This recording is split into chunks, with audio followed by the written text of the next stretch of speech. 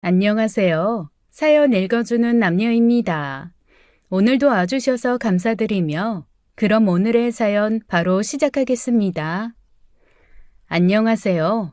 저는 결혼해서 두 아들을 두고 있는 50대 초반의 여자입니다.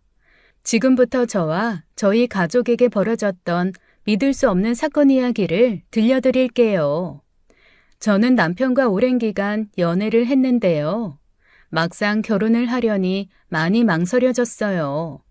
남편은 자상하고 성실한 좋은 남편감이었지만 한 가지 마음에 걸리는 게 있었는데요. 그건 바로 예비 시어머니가 젊은 나이에 청산 과부가 되어 두 아들을 힘들게 키워오신 분이었기 때문입니다. 고생 많이 하신 홀 시어머니라니 아들에 대한 사랑과 집착이 얼마나 대단하겠어요. 왠지 어마무시한 시월드가 열릴 것만 같은 기분이었죠. 그래서 그런지 결혼이 영 꺼려지더라고요. 자기야, 엄마가 자기 한번 데려오라고 하시는데 왜 시간을 안 내? 그렇게 바빠? 사실 나 좀 부담스러워서 부담스럽다니, 뭐가? 내 친구들도 전부 홀시어머니라고 하면 시집살이 장난 아니겠다고 걱정하더라고. 그래서 사실 좀 겁이 나네. 에이, 그건 홀 시어머니의 외아들일 때나 하는 얘기지. 나 외아들 아니잖아. 우리 형 있어. 자기 형 결혼하셨어? 그럼 우리 형수님이 우리 엄마한테 얼마나 잘한다고. 그래? 그렇다니까. 자기는 아무 걱정 안 해도 돼. 우리 엄마는 형수님이 꽉 잡고 있거든. 그래서 전 결국 남편의 청혼을 받아들였는데요. 시댁에 처음 인사드리러 간 자리에서 손에 똥 서인 형님을 처음 만났습니다. 저보다 6살이 많은 형님은 인상이 좋고 성격이 서글서글한 것이 첫인상부터 너무 호감형이었어요. 결혼해서부터 지금까지 홀시어머니를 모시며 함께 살고 있다는 형님은 동서가 생기게 돼서 너무 좋다고 처음 보는 저에게 살갑게 다가오더군요. 저도 그런 형님이 싫지 않았어요. 그리고 결국 남편과 결혼을 하게 되었는데요. 신혼여행에서 돌아온 첫날부터 홀시어머니의 매운 시집살이가 시작되더군요. 큰애야, 반찬이 이게 뭐냐? 왜요, 어머니? 입에 안 맞으세요? 고깃국도 끓이고 잡채도 했는데. 네 입맛만 맞추면 되니? 울 아들은 생선을 좋아하는데. 애 젓가락 할 데가 없겠다. 아니에요, 엄마. 다 맛있구만. 형수님, 음식하느라 진짜 고생하셨어요. 그래도 그러는 거 아니야. 이따 저녁 때는 생선찜 좀 하고 김치라도 몇 가지 새로 해서 내라. 너 좋아하는 것만 만들지 말고 남자들 입맛에 맞추라 이 말이야. 네, 알겠어요, 어머니. 엄하고 깐깐하기 그지없는 시어머니의 말에 반항 한 번 없이 순순히 내내 하는 형님 모습에 전 정말 놀라고 말했어요. 이게 저의 미래 모습인가 싶더라고요. 그렇게 살벌한 분위기 속에서 시댁에서의 첫 식사를 마치고 저는 조용히 형님에게 갔습니다. 그리고는 집안 분위기에 대해서 이것저것 물어봤죠. 와, 분위기 장난 아니네요. 어머니가 원래 저렇게 무서운 분이셨어요? 결혼 전이랑은 완전 딴판이세요. 홀시어머니 시집살이 맵다더니 직접 겪어보니까 더 매운 것 같아요. 시어머니들은 원래 자기 아들이 최우선이니까 동서도 익숙해지면 곧 괜찮아질 거야. 먹을 게 이렇게 많은데 저희 남편 때문에 음식을 또 해야 되네요. 어떡해요. 괜찮아. 해놓으면 식구들이 다 먹겠지 뭐. 저도 도울게요. 아니야. 앞으로 지겹도록 할 텐데 오늘은 공주처럼 있어. 시댁에 온 첫날부터 일 시키면 되나. 고마워요, 형님. 남들은 동서지간에 사이좋게 지내기 힘들다고 하던데 저는 형님 복을 타고났나 봐요. 동서지간에 사이 안 좋을 게 뭐 있어. 며느리끼리 서로 위해주고 도와줘야지. 우린 같은 편이잖아. 안 그래? 형님은 이렇게 처음 시댁에 와서 모든 것이 낯설었던 저를 따뜻하게 맞아주셨어요. 왜 그런 말 있잖아요. 집안이 잘 되려면 사람이 잘 들어와야 한다고. 그런데 우리 형님은 시어머니 모시는 거 하며 식구들 챙기는 것까지 그 말에 딱 들어맞는 정말 완벽한 맏며느리 같았어요. 갓 시집온 새댁이었던 저는 그런 형님을 보면서 존경의 마음까지 들더라고요. 저도 형님을 본받아서 가족들 잘 챙기고 집안을 화목하게 하는 좋은 며느리가 되고 싶었죠. 저희 시어머니는 33세 아버님을 잃고 당시 13살, 11살이었던 아주버님과 남편을 그 누구의 도움 없이 혼자 키워오신 분이세요. 아버님은 병환으로 돌아가셨는데 한참을 아프셨기 때문에 돈벌이를 제대로 할 수가 없으셨죠. 그나마 조금 있던 재산마저 전부 병원비로 다 들어가고 아버님이 돌아가셨을 때는 어머님 수중엔 정말 10원짜리 한 장 남아있지 않았다고 해요. 주변에서는 여자 혼자 벌어 애들 건사하기 힘드니 좋은 남자 만나 제가 하라는 말도 많았지만 어머님은 당신 자식들이 혹시 천덕꾸러기라도 될까 싶어 재혼하지 않고 40년 세월을 혼자 버티셨다고 하더군요. 한창 돈 많이 들어갈 나이의 사내 녀석을 둘씩이나 먹이고 입히고 가르치기 위해서 어머님은 진짜 안 해본 일이 없을 정도로 닥치는 대로 일을 하셨다는데요. 체구도 작으신 분이 공사장에서 벽돌 나르는 일까지 하셨다니 그 고생은 일일이 다 설명할 수도 없을 정도죠. 어쨌든 뼈가 부서져라 악착같이 일하신 덕에 어머니는 아들 둘을 무사히 대학까지 보낼 수 있었습니다.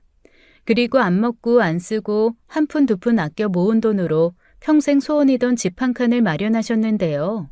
어머니가 알고 보니 부동산 보는 눈이 좀 있으셨던 듯해요.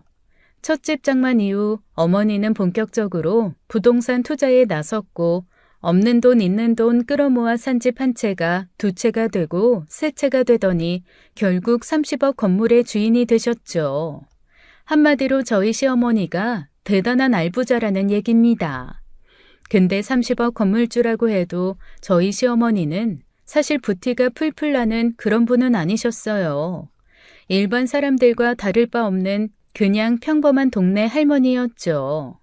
평생 돈을 모으기만 할 뿐 쓸 줄은 몰라서 옷 한 벌 제대로 사 입는 법도 없었고 또 전 재산이 건물에 묶여 있어서 현금 자산 같은 건 아예 없으셨거든요.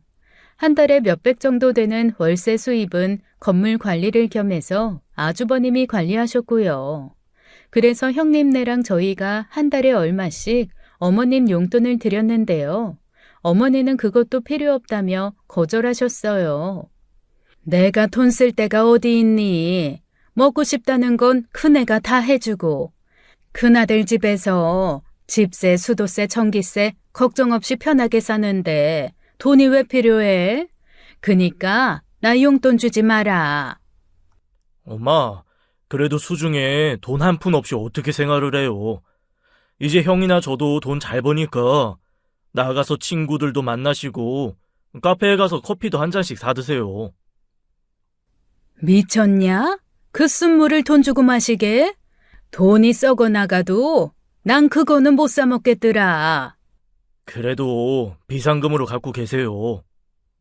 못 이기는 척 아주버님과 남편이 주는 돈을 받아 넣으신 어머니는 그 돈을 차곡차곡 모아두었다가 명절이나 생일날 손주들 용돈으로 주시곤 하셨습니다. 워낙 근검절약이 몸에 밴 분이라 그런지 정말 10원짜리 하나 허투루 쓰는 법이 없으셨죠. 그런데 어느 날 어머니께서 정말 뜻밖의 말씀을 꺼내시는 거예요. 그날은 형님이 맛있는 거 해줄 테니 오라고 해서 아이들을 데리고 시댁에 간 날이었는데요. 제가 케이크를 사갔더니 어머님이 대뜸 저보고 이러시는 겁니다. 얘 둘째야, 이런 거 뭐하러 사오니? 어머니 드시라고 사왔죠. 드셔보세요. 난 이런 거 안 먹어도 되니까 돈으로 다오. 네? 돈이요?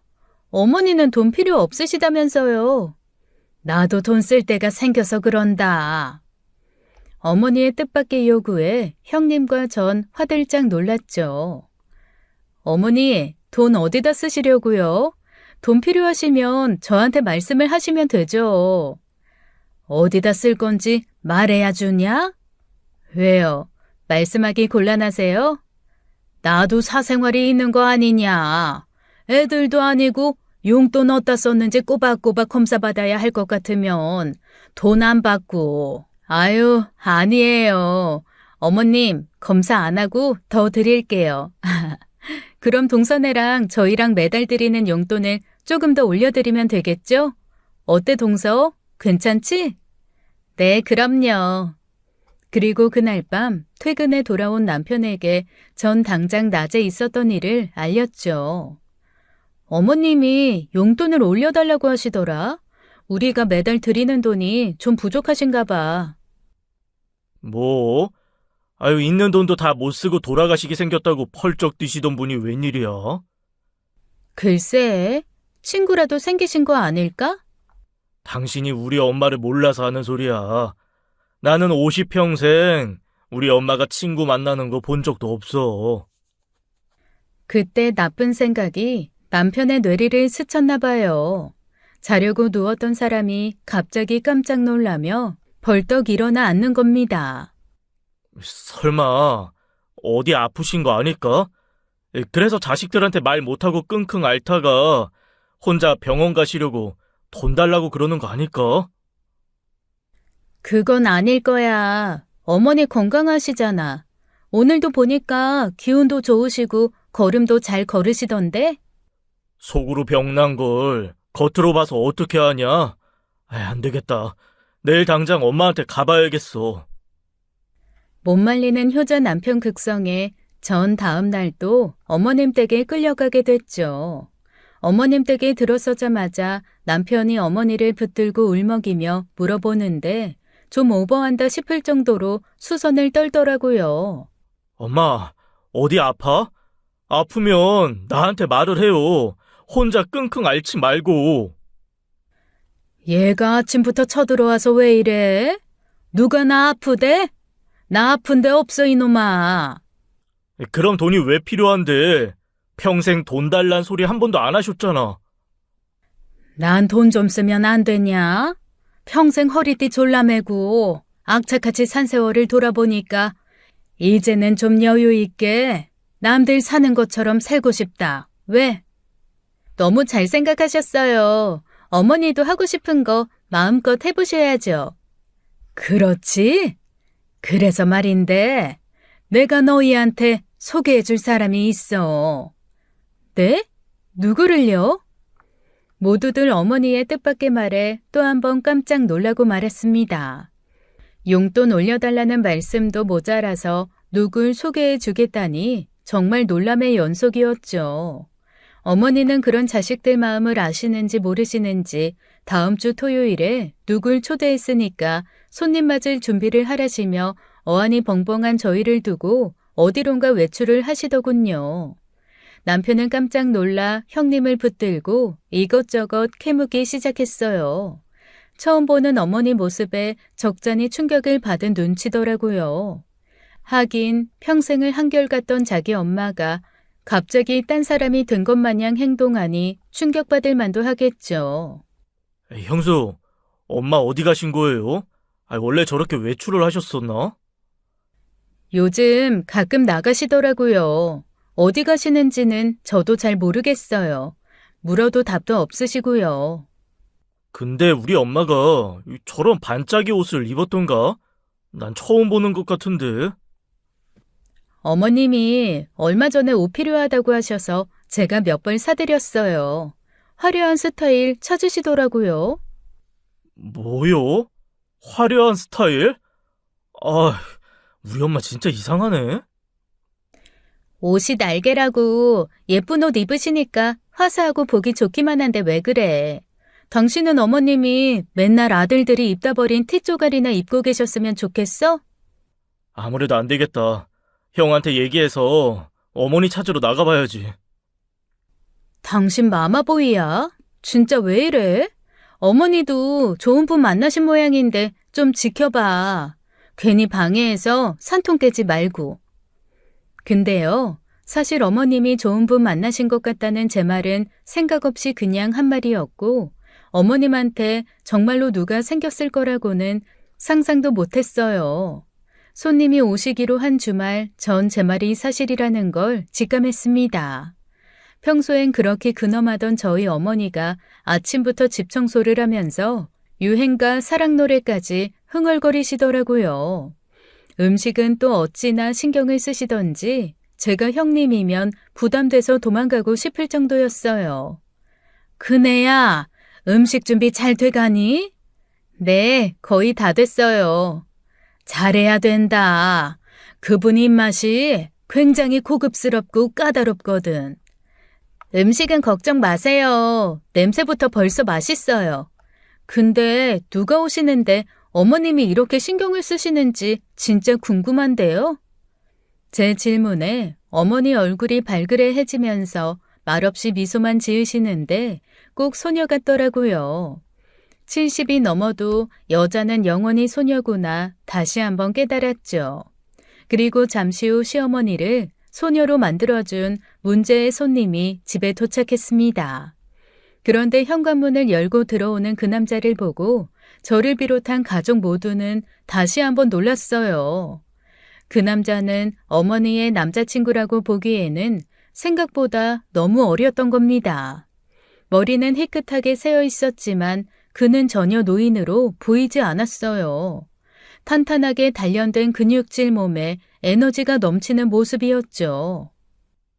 안녕하세요, 김 여사님. 이렇게 집에 초대해 주셔서 감사합니다. 어서 오세요, 박 선생님. 여기는 제 아들이랑 며느리들입니다. 근데 저희 어머니하고는 어떻게 아는 사이신지. 아이, 나 어머니 남자친구입니다. 예? 남자친구라고요? 아이, 어머니보다 훨씬 아래신 것 같은데. 아이, 사랑의 나이가 무슨 상관인가요? 저는 말년에 찾아온 이 사랑이 너무 소중해요. 김 여사님은 제 끝사랑입니다. 그래, 요즘은 연하남이 유행 아니냐. 그러니까 너희들도 엄마 남자친구 잘 모셔. 어머니보다 4살이 어린 박 선생님은 젊어서 큰 사업을 하셨던 분인데 지금은 은퇴해서 노후를 즐기고 계신다고 했어요. 아직 60대인데 나이보다 훨씬 젊어 보였고 성격도 둥글둥글한 것이 처음 만나는 저희들과도 스스럼 없이 웃고 대화하는 유쾌한 성격의 소유자였죠. 내가 프랑스 요리 좋아한다고 했더니 이 김 여사님이 특별히 준비하셨나 보네요. 음식이 꼭 프랑스 가정식 같은 게 유럽에 있을 때 생각이 납니다. 진짜 잘 먹겠습니다. 외국 생활 오래 하셨나 봐요. 사업한다고 워낙 외국을 안방 드나들듯이 들락날락해서 입맛이 변했어요. 난 이상하게 한식보다 이런 외국 음식이 더 입에 맞더라고. 워낙 취향이 세련돼서 그렇지 뭐.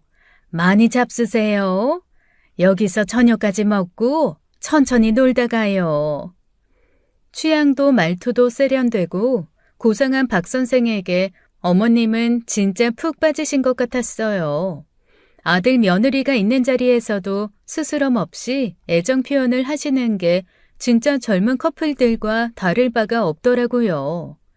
두 분 어디서 어떻게 만나신 거예요? 그런데 가벼운 저의 질문이 그렇게 큰 파장을 몰고 올 줄은 몰랐습니다. 어머니의 대답은 모두의 예상을 뛰어넘는 거였어요. 너희 동서가 소개해 준 거잖아. 몰랐니? 큰애가 얘기 안 하든. 네? 뭐라고요? 형님이요? 저를 비롯해서 아주버님과 남편까지 깜짝 놀라서 일제히 형님을 쳐다봤는데요. 정작 당사자인 형님은 표정 변화 하나 없더라고요.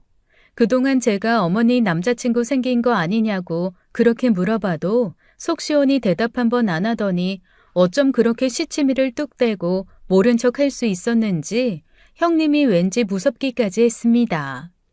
너무 속을 알 수 없는 사람처럼 느껴졌달까요? 전 배신감에 형님을 원망하는 투로 말했죠. 형님, 그동안 왜 한마디도 안 하셨어요? 제가 물어봐도 모른다고 하셨잖아요. 그래, 당신 나한테는 귀뜸을 해줬어야지. 다 알고 있었으면서 너무하잖아. 제가 소개해드린 건 맞지만 어머님 사생활이니 어머님이 말씀하실 때까지 기다리고 있었죠. 아, 형수님, 왜 갑자기 우리 엄마한테 남자를 소개하셔서 늦바람이 무섭다는데 우리 엄마 어떡할 거예요? 서방님, 어머님이요. 아버님 먼저 보내시고 40년을 여자가 아니라 두 분 엄마로만 사셨어요. 이제라도 좋은 분 만났으니 다행이잖아요. 아들 둘이 남편 노릇 대신할 것도 아니고. 형님이 따끔하게 한마디 하니까 남편도 아주버님도 찍소리 못하고 입을 다물더군요. 그 모습을 지켜보던 박 선생만 흐뭇하게 웃으며 형님을 칭찬했습니다. 맞습니다. 요즘 최고 효도는 홀로 된 부모님 짝 찾아주는 거라던데 이 큰 며느님이 뭘 좀 안 해요. 김 여사, 큰 며느리 한번 잘 얻으셨어요. 그날 밤 시어머니가 주무시는 틈을 타 비상대책 가족회의가 열렸습니다. 아주버님과 남편은 그 박 선생이란 사람이 정말로 마음에 안 들었는지 노발대발 하더라고요. 당장 어머니 말려야 해. 어디서 뭐 하던 작자인지도 모르는데 어머니 앞에 그렇게 둘 순 없어. 맞아, 형. 그 사람 꼭 사기꾼 같지 않아? 인물만 훤해가지고 멋모르는 할머니들 꼬시고 다니는 모양인데 우리 엄마가 당하는 꼴 그냥 두고 볼 수는 없지. 맞다. 어머니한테서 돈 냄새를 맡은 모양인데 우리가 바보냐? 절대 그냥은 안 당하지. 형님, 그 박 선생이라는 분 어디서 어떻게 알게 되신 거예요? 그분 이상한 분 아니야. 돈이 궁해서 어머니 재산 노리고 접근한 사람도 아니고. 그분 아주 유명한 사업가야. 나 대학원에서 인문학 강의 같이 듣는 수강생 동기라고. 당신은 제정신이야? 명예롭게 일부 종사하던 우리 어머니한테 왜 남자를 소개시켜? 지금이 조선시대도 아닌데 무슨 일부 종사 타령이야? 어머니가 일부 종사하면 당신이 열려문이라도 세우려고? 어머님 행복이 제일 중요하잖아. 아까 어머님 얼굴 못 봤어? 그러게요. 아이, 나 좀 충격받았어. 우리 엄마 그렇게 웃는 얼굴 처음 본 것 같아. 어머님이 남자친구 사귄다고 해서 당장 어떻게 되는 것도 아니니까 다들 잔말 말고 일단 지켜봐요. 어머님한테 반대한다 어쩐다 입도 뻥끗하지 말고. 알았어요? 곰곰이 생각해보니 형님 말씀이 100번 맞는 것 같더군요. 박 선생 앞에서 수줍은 소녀 같은 미소를 짓던 어머님의 얼굴이 자꾸 떠올라 저 역시 더 이상 어머님의 사랑을 반대할 수 없었습니다. 그래서 일단 지켜보라는 형님 말처럼 저희들은 어머님의 연애를 조용히 지켜봤죠. 그런데 생각보다 빨리 문제가 터지고 말았어요. 글쎄 사귄 지 6개월 만에 박 선생이 짐을 싸들고 시댁으로 밀고 들어온 겁니다. 박 선생님, 설마 여기서 사시려고요? 네 집도 아닌데 왜 네가 참견이야? 와, 지금 두 분이 동거를 하시겠다는 건데 이건 진도가 너무 빠르지 않나요? 동거는 무슨... 박 선생님 댁에 인테리어 공사를 다시 하게 돼서 내가 우리 집에 와서 지내시라고 했어. 아이, 당분간만 신세 지는 겁니다. 당분간이요. 호텔보다야 여기가 낫지 않겠어요? 아유, 그럼요. 여기 집이 있는데 뭐하러 호텔을 들어가요. 내 집이다 생각하고 편히 계세요. 저야 주말에나 가끔 얼굴 비치고 시댁엔 자주 오지도 않을 뿐더러 시댁에 와서도 형님이 차려주는 밥이나 얻어먹고 설거지나 조금 하는 수준이니 사실 두 분의 동거가 저에게는 별 타격이 없었습니다. 하지만 형님 입장에서는 얘기가 달랐어요. 형님은 시어머니 모시는 것도 모자라서 졸지에 시어머니 남자친구까지 모시게 된 거나 다름없었으니까요. 게다가 박 선생 취향이 어찌나 까다로우신지 아침에는 밥 대신 호텔 뷔페 같은 조식을 차려라, 커피는 생원두를 직접 볶아서 갈아라, 자기는 피부가 예민하니까 빨래는 섬유유연제를 쓰지 말고 식초물로 헹궈라 등등 온갖 요구로 살림하는 사람을 괴롭히더라고요. 옆에서 보기만 해도 머리가 지끈지끈할 정도로 성가시고 까다로운 주문들이 계속됐는데요. 놀라운 건 우리 형님이 그 유난스러운 박 선생 취향을 다 맞춰줬다는 겁니다. 전 너무 화가 나서 형님한테 그러지 말라고 한 소리 했죠. 막말로 아직 시아버지도 아닌데 삼시세끼 밥 먹여주는 것만으로도 고마워해야지. 자기가 뭔데 형님을 막 마음대로 부려먹어요? 다 들어주지 말고 못한다고 해요. 나 노인네들 모시는데 이골난 사람이잖아. 그까짓 거 원하는 대로 해드리지 뭐. 형님, 이렇게까지 하시는 이유가 도대체 뭐예요? 돈 때문이에요? 어머님도 너무하시지. 유산 상속을 빌미로 며느리한테 할 거 못할 거 다 시키시고 세상에 남자친구 빨래까지 시키는 시어머니가 어딨냐고요. 나 돈 때문에 이러는 거 아니야. 네? 그럼 뭐예요? 아주버님 때문에? 아니, 어머님이 좋아하시잖아. 전 형님의 그 대답에 망치로 머리를 얻어맞은 듯 멍해졌습니다. 시어머니를 향한 형님의 진심이 느껴졌거든요. 세상에 시어머니를 이 정도로 생각하는 며느리가 또 있을까요? 전 조용히 입을 다물 수밖에 없었죠. 그런데 인테리어 공사가 끝날 때까지만 머물겠다던 박 선생은 2달이 넘도록 돌아갈 생각을 안 하더군요. 어차피 가족도 없이 혼자 살던 몸이라 그쪽 집을 정리하고 합가할 거란 얘기도 들려왔고요. 저희들 모두 어머니 눈치만 보며 이러지도 저러지도 못하고 있었죠. 그러다가 어느 주말 가족들이 모두 모인 가운데 사건이 터지고 말았습니다. 난데없이 형님이 절 호출해서는 수제비 반죽을 하자는 거예요. 갑자기 웬 수제비요? 날도 더운데. 아버님이 드시고 싶다잖아. 잠깐만요. 웬 아버님? 호칭이 왜 그래요, 형님? 어머님이 그렇게 부르라시네. 동서도 박 선생 부를 때 호칭 조심해. 으아, 난 아버님 소리는 도저히 못할 것 같아요. 그런데 더 큰 난리는 식사 후에 벌어졌습니다. 난데없이 시어머니가 아주버님께 건물 월세가 들어오는 통장을 내놓으라고 하신 거예요. 그동안은 귀찮아서 큰애 너한테 다 맡겼는데 이제는 내가 챙겨볼까 싶어. 내 건물이기도 하고 또 새 식구도 생겼고 하니까 우리가 관리하련다. 새 식구라니요? 저번이 아버지라도 됩니까? 너 엄마랑 같이 사는 분한테 무슨 말버릇이야? 호적 정리만 안 됐다 뿐이지. 엄마 남편이야. 저는 인정 못해요. 저 사람 신원도 불확실하고 어머니한테 왜 접근한 건지 모르겠습니다. 이것 봐, 큰아들. 자꾸 날 못 믿겠다고 하는데 나 아주 불쾌해. 내가 어떻게 해야 믿겠어? 호적 등본이라도 떼다 줄까? 아니요. 아무것도 필요 없으니 이 집에서 그만 나가세요. 뭐야? 네가 뭔데 내 집에 온 사람을 나가라 말아야? 내 집에 얹혀 사는 건 너니까 네가 나가. 엄마, 진짜 이럴 거야? 뭐 하는 놈인지도 모르는 사기꾼한테 빠져서 아들들 버리는 거야? 하늘나라에 있는 우리 아버지한테 미안하지도 않아요? 40년을 네 아버지 제사 모시면서 내 할도리는 다 했어. 더 이상 뭘 어쩌라고. 나도 죽기 전에 이 사람이랑 알콩달콩 살아보고 싶다는데 그게 그렇게 잘못이야? 월세 통장을 내놓으라는 말에 결국 폭발한 아주버님은 어머님과 소리 높여 큰 싸움을 벌였고 화가 머리 꼭대기까지 난 시어머니는 우리를 전부 밖으로 내쫓아버리고 말았습니다. 우리 엄마 진짜 너무하네.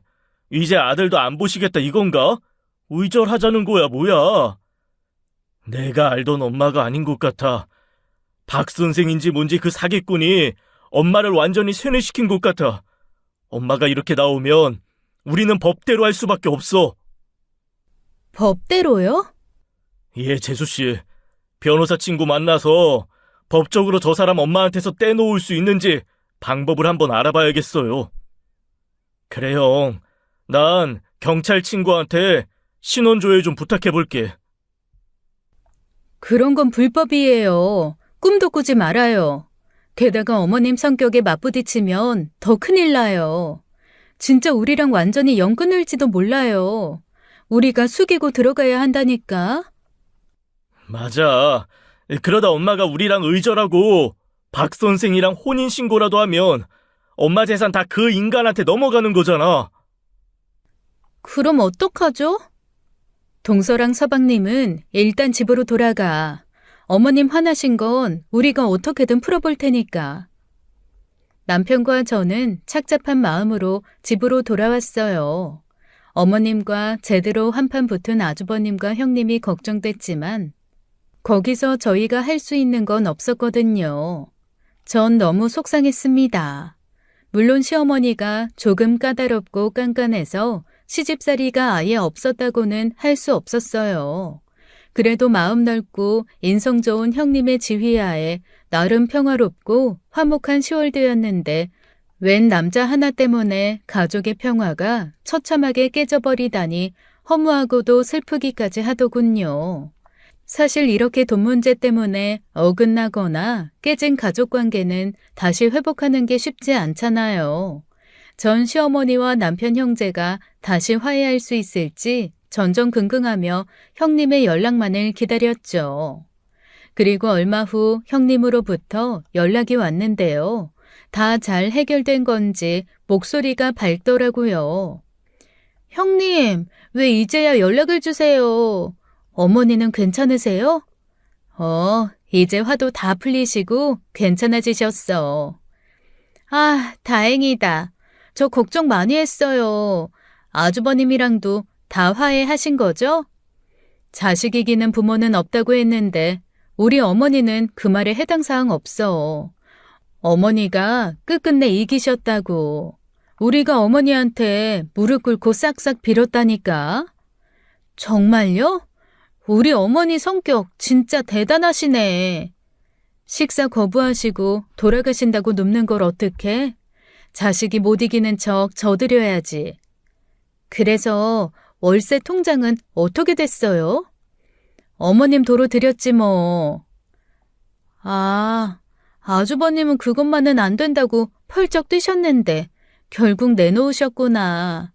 그 돈 아깝지 않으세요? 아깝긴. 그게 어디 우리 돈인가? 원래 어머니 돈인데 당연히 드려야지. 말도 안 돼. 형님은 어쩜 그렇게 천사표예요? 저도 이렇게 속이 쓰린데 그 돈이 왜 안 아깝냐고요. 피 같은 돈이 생판 남한테 넘어가게 생겼잖아요. 주인 찾아간 거지 뭐. 형님 진짜 너무 답답하네요. 박 선생은 뭘 하셔요? 아버님은 별 말씀 없으셔. 그냥 잘 계시지. 그런 일을 당하고도 박 선생을 꼬박꼬박 아버님이라고 부르는 형님을 저는 이해할 수가 없었습니다. 형님은 지금 아버님 소리가 나와요? 그 사람 때문에 부모 자식이 의절할 뻔했는데. 형님, 그 사람 비위 맞춰주지 마요. 형님이 자꾸 맞춰주니까 박 선생이 집에 갈 생각을 안 하잖아요. 아, 어머님도 진짜 너무하시네. 정말 그 양반이랑 혼인신고라도 하시겠다 이건가? 동서는 나이가 들면 사랑의 감정이 없어진다고 생각해? 그런 건 아니지만. 동서는 나이 안 먹을 것 같아? 노인도 몸만 늙고 쇠약해졌을 뿐이지 감정은 젊은 사람이랑 똑같아.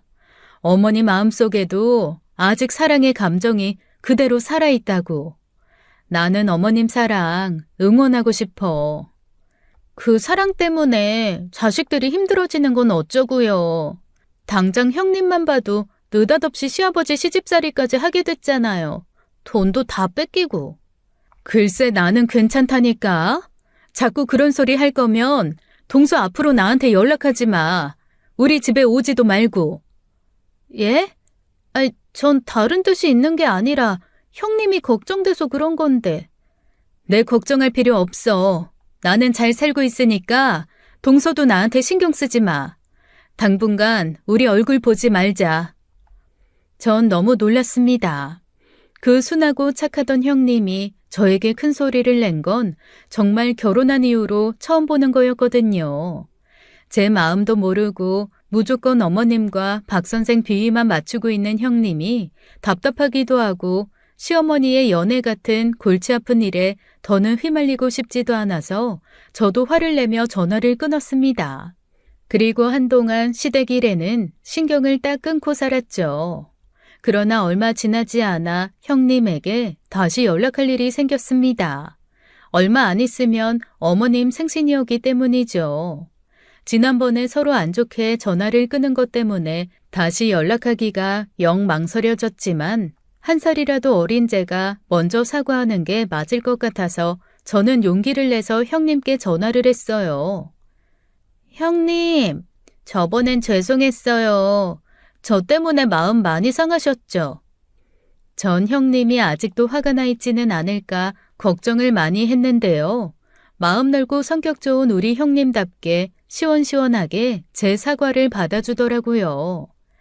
동서도 참, 무슨 그런 일로 사과를 해.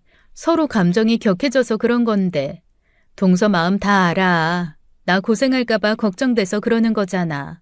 동서한테는 늘 고맙게 생각하고 있어. 아유, 제가 뭐 한 것도 별로 없는데요. 내가 말했잖아. 동서가 생겨서 너무 좋다고. 동서가 언제나 내 편 들어주는 거 다 안다니까. 전 형님의 따뜻한 말 한마디에 완전히 감동했습니다. 사실 동서지간은 남편 때문에 생긴 관계일 뿐 남이나 다름없다고 하는 사람들도 많잖아요.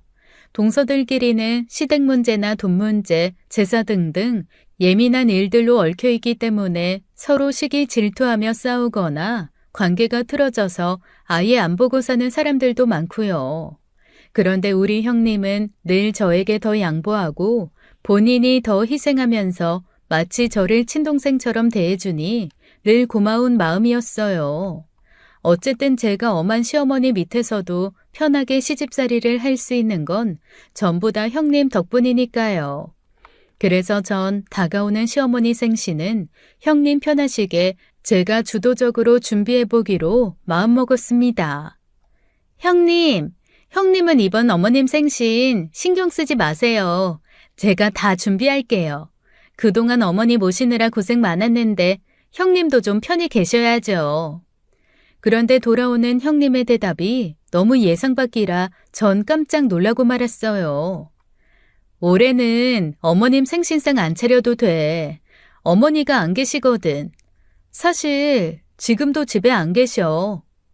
네? 어머니 어디 가셨는데요? 아버님이랑 크루즈 여행 가셨어. 어? 저희한테는 아무 말씀 없으셨는데요? 언제 가신 건데요? 갑자기 결정된 거야. 두 분이 좀 길게 여행 다녀오고 싶으시다고. 네? 그게 무슨... 아니, 그래서 언제 오시는 거예요? 글쎄, 유럽 한 바퀴 돌고 오신다고 했으니까 꽤 걸리지 않을까? 그날 저녁 시어머니가 갑자기 크루즈 여행을 가셨다는 얘기를 남편에게 전했더니 남편이 깜짝 놀라며 급히 어머니한테 전화를 하더군요. 아무리 건강하다고 해도 연세가 있으신데 장거리 여행을 말도 없이 떠났다고 하니 걱정이 됐던 거죠. 그런데 남편이 아무리 전화를 걸어봐도 이상하게 전화가 연결되지 않는 겁니다. 어떻게 된 거야? 전화를 꺼놓으셨나? 왜 전화가 안 돼?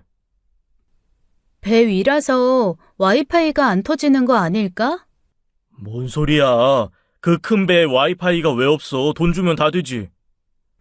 근데 왜 전화가 안 되지? 박 선생인지 뭔지 그 인간이랑 노느라 자식들 생각은 안 하시는 거겠지.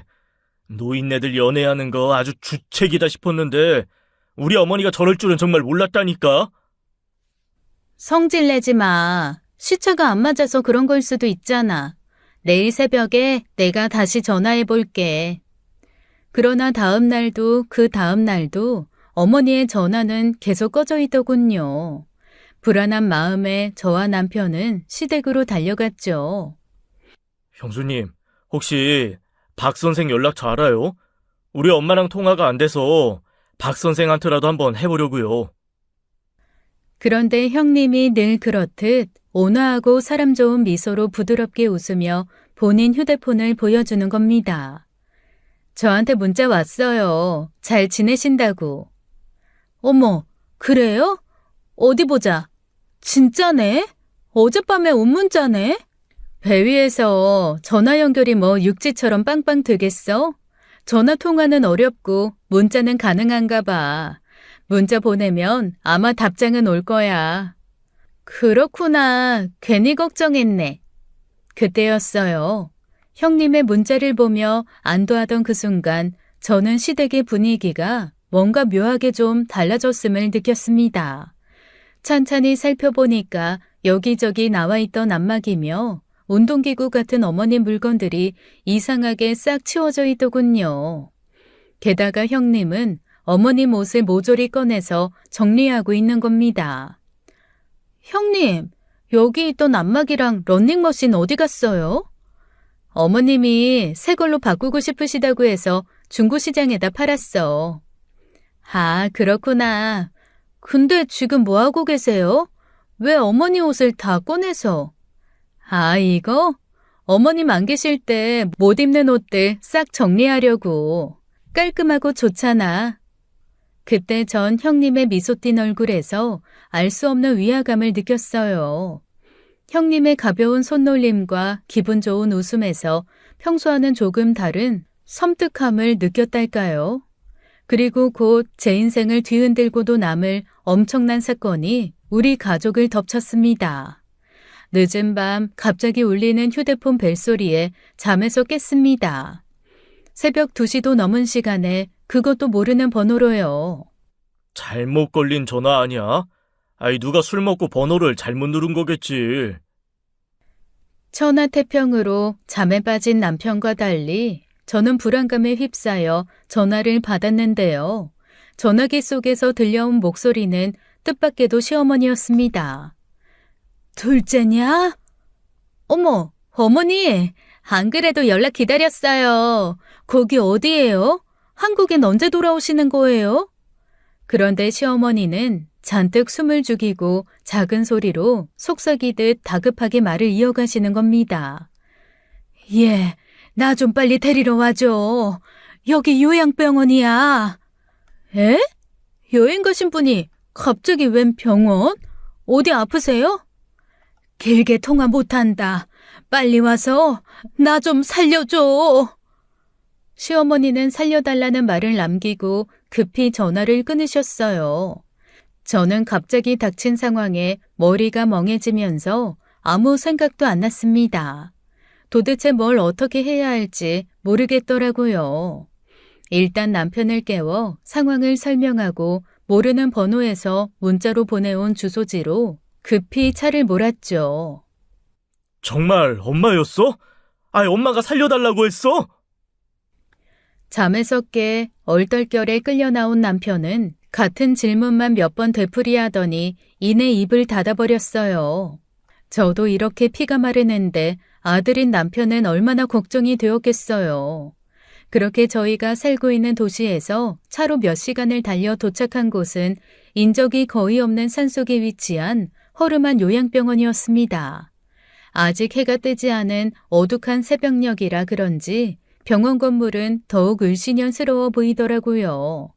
한 발짝도 들이기 싫은 그곳에 정말 어머니가 있을까? 혹시 지난밤 어머니와 전화통화한 것이 꿈은 아닐까? 별의별 생각이 다 들더군요. 그런데 저희가 병원 안으로 들어서자 병원 관계자로 보이는 사람이 달려나와 저희를 막는 거예요. 어떻게 오셨어요? 여기 함부로 들어오시면 안 됩니다. 여기 저희 어머니가 계시다고 해서 찾아오러 왔어요. 박순옥 씨가 여기 있나 확인 좀 해주세요. 가족관계 증명서랑 면회 신청서 가지고 오세요. 개인정보는 아무한테나 알려드릴 수 없어요. 여기 계신다는 전화를 받았다고요.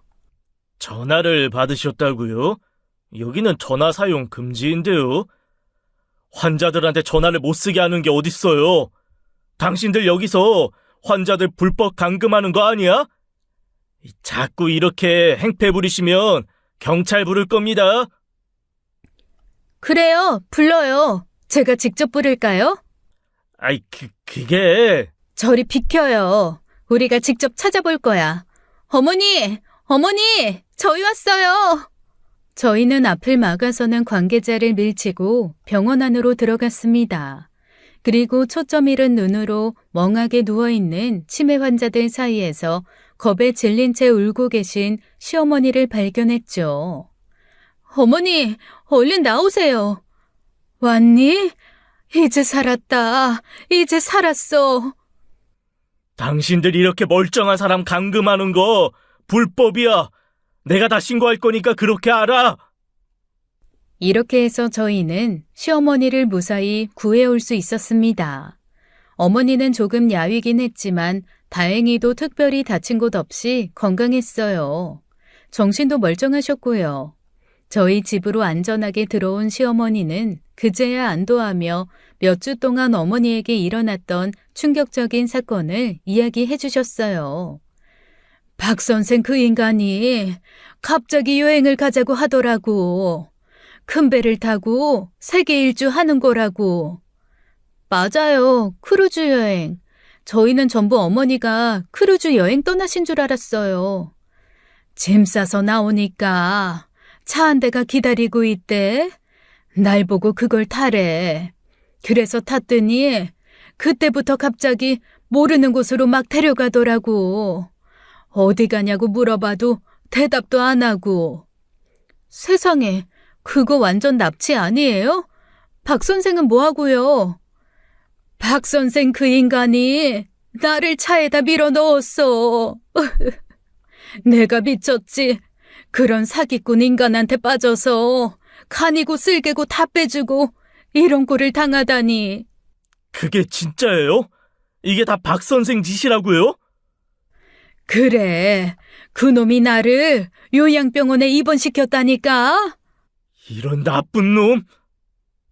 박 선생이 날 보고 치매 노인네라고 하니까 병원에서는 제대로 된 검사고 뭐고 없이 그냥 나를 입원실에 가두더라.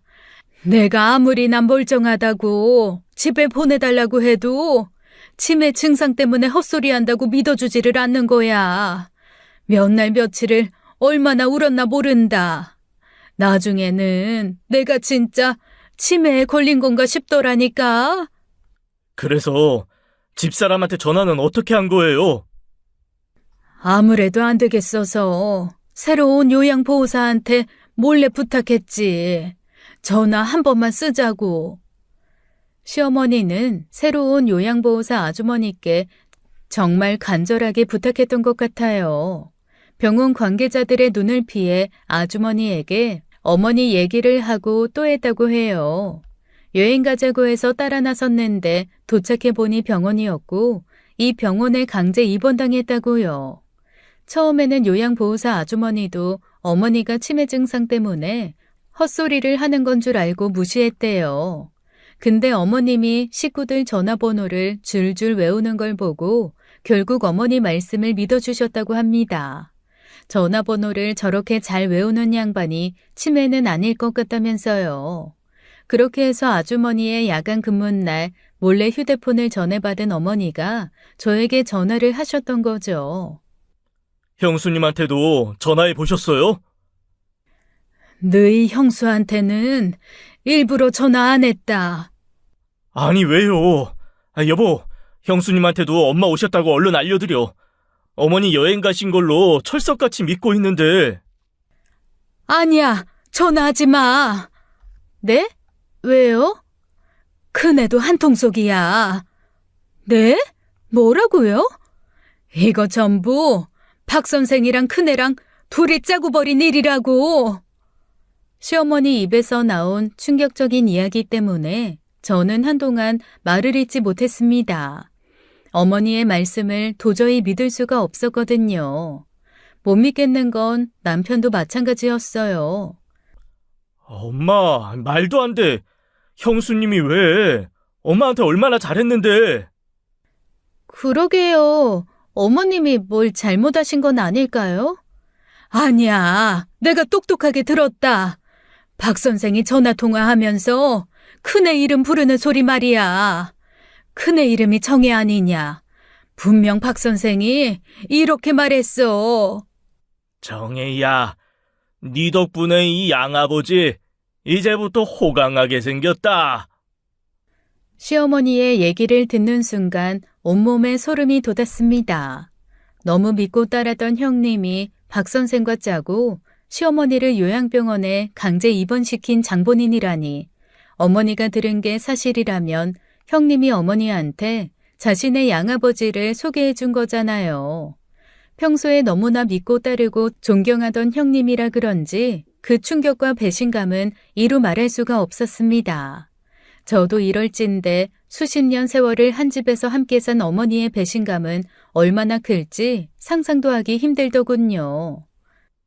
형수 완전 미친 거 아니야? 양아버지랑 짜고 우리 엄마를 감금했다고? 나는 이해가 안 돼. 형님이 도대체 어머님한테 그런 짓을 왜? 이유야 뻔하지. 내 재산 빼돌리려고 그런 거 아니겠냐.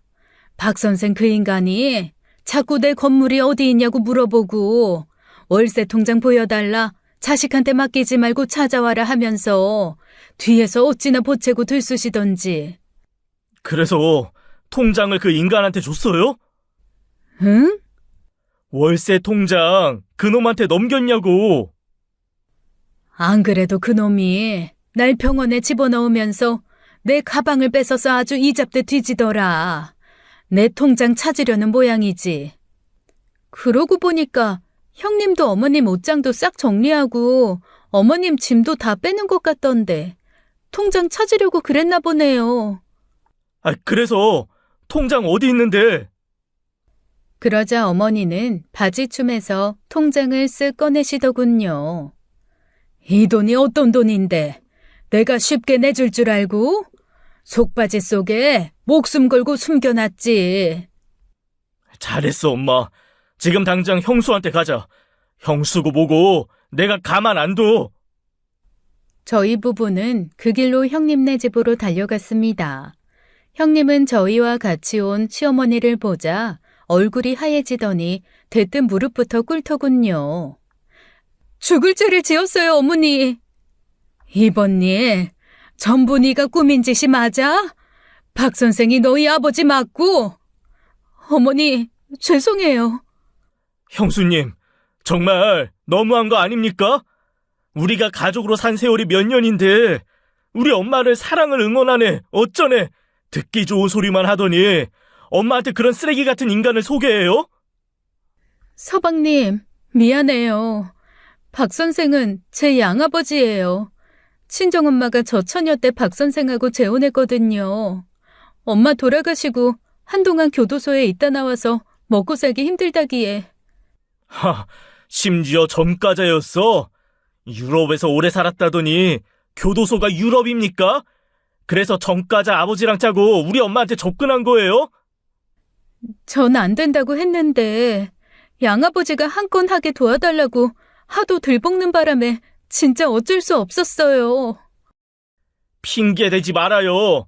형수도 돈에 눈이 멀어서 우리 엄마 재산 다 빼돌리려고 그런 거잖아요. 우리를 바보로 하는 겁니까?